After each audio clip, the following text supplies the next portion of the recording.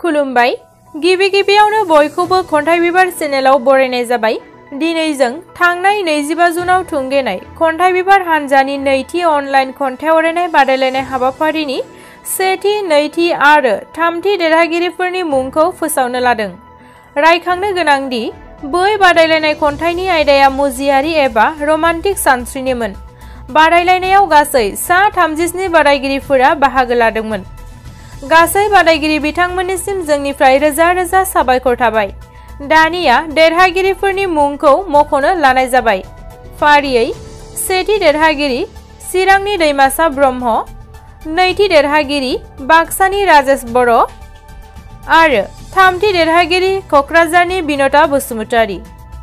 देरहागिरि बिथांमोननिसिम जोंनिफ्राय गाहाम हामलायनायखौ बावहरनाय जाबाय। जोंनिफ्राय बान्था महरै सेथिनो 700 रां, नैथिनो 400 रां आरो थामथिनो 300 रां बेंक एकाउन्टनि जोहै दैथायहरनाय जागोन। गोजोन्थों।